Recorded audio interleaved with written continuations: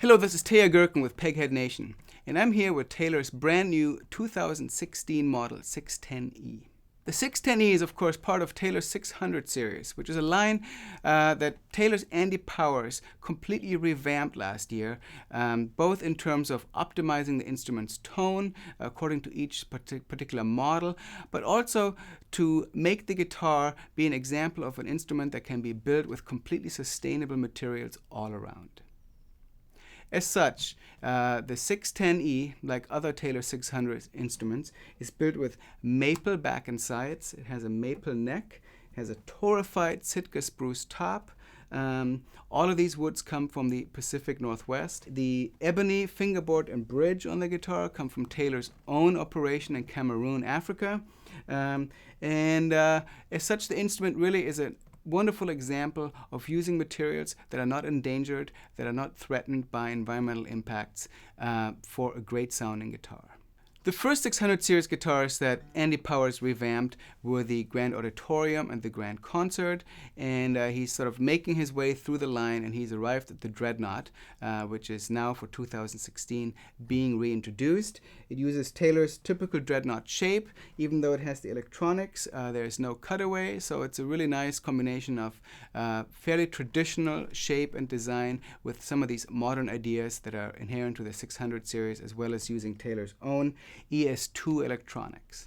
I've already mentioned that the guitar has a torrefied Sitka spruce top, which means that the top is sort of pre-aged. It's been heated in a special process to cure the resins and really simulate the top of an older vintage guitar.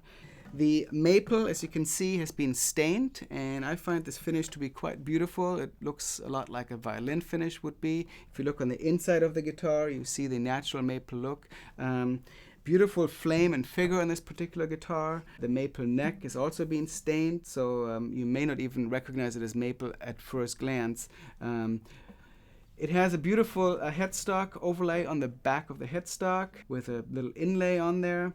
Uses Taylor's own chrome tuners. The ES2 controls are in the upper bout. There's control for volume and two-band EQ with bass and treble.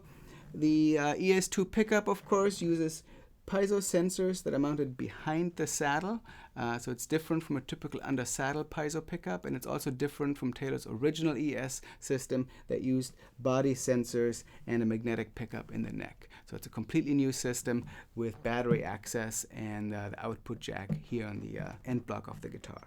So maple, of course, is not exactly a traditional dreadnought wood that you would associate with that instrument style. We've seen it more in jumbos and smaller bodied instruments, but I'm very impressed with how Taylor is utilizing the wood for this more or less traditional dreadnought style instrument. You heard me, really dig into the guitar with a flat pick in the intro to this, and the headroom on the instrument is very impressive. We're going to get Scott Nygaard over here to play the guitar a little bit more later. But I'm just very impressed with the volume, the headroom, and the overall balance of the instrument as well. And yet it sounds very nice played fingerstyle, which really is a testament to the dynamic range that the guitar offers. So I'm tuned to DADGAD tuning now, and I'm going to just demonstrate a little bit how it might sound played fingerstyle with a fairly soft touch.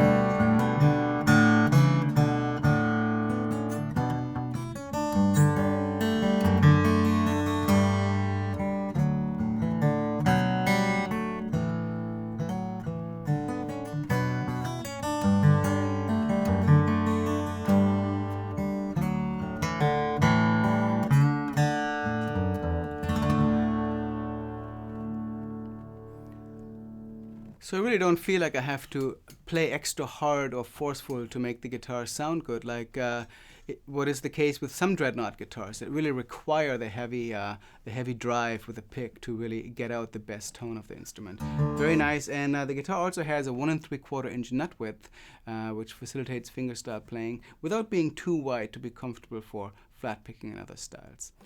So let's also listen to Scott Nygaard playing the guitar with a flat pick in a more traditional way.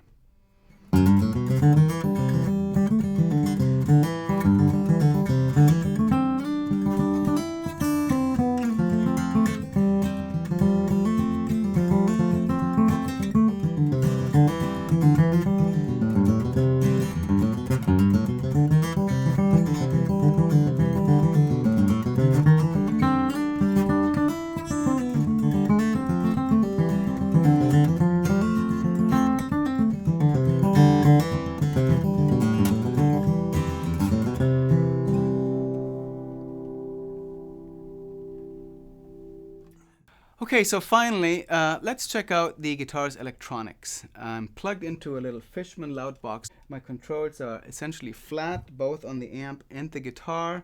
So I'm just going straight into the amp, and let's see what that sounds like.